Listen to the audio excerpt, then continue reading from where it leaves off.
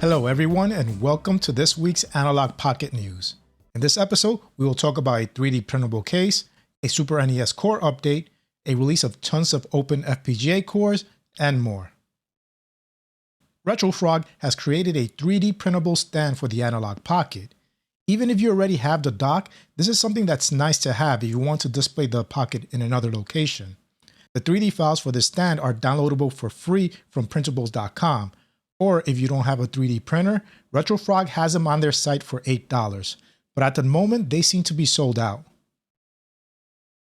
Adam Gastineau released a huge update for the Super NES Core. Now it's at version 0.40.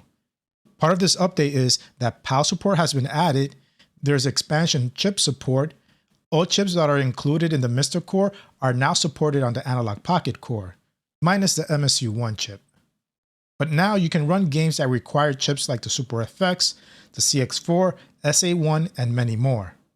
The core also has Turbo CPU and Turbo Super FX modes. These turbo modes will eliminate or reduce slowdowns in games, but turning on these turbo modes can have some incompatibilities with some games.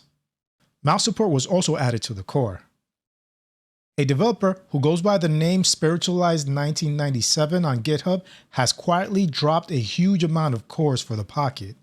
Some cores are for systems that are already available, but it's still impressive to see this release.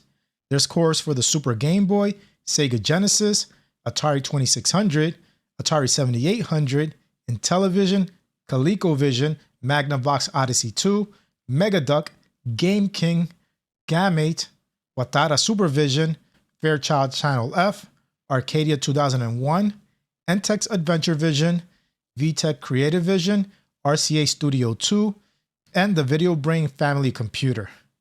That was a lot of cores right there. A cool thing about the Super Game Boy core is that it also runs physical Game Boy cards, as you can see from this post from CD Quality Graphics on Twitter. These cores are available to download from GitHub or some updated programs that I'm about to talk about later. And now to talk about some options to automatically install and update your Analogue Pocket's firmware and open FPGA cores.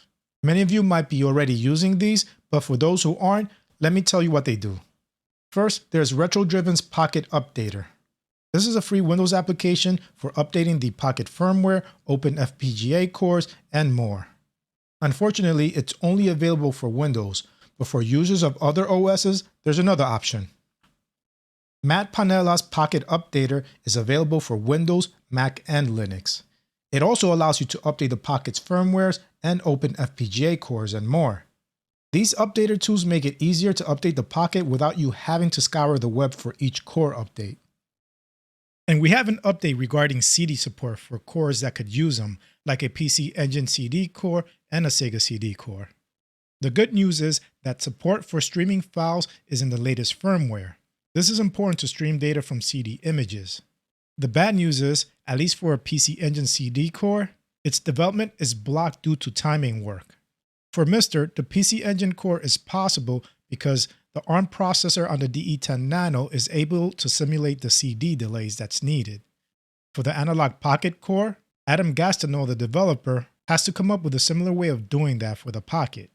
From this Reddit post, it seems that it's not going to be an easy task. So we will have to wait a while before CD support comes. For me, this is unclear if it also affects the Sega CD or other CD systems. So that's it for this week's news. I provided links to all my sources in the description.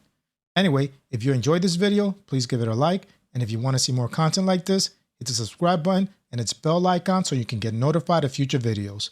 Thanks for watching, and I'll speak to you next time.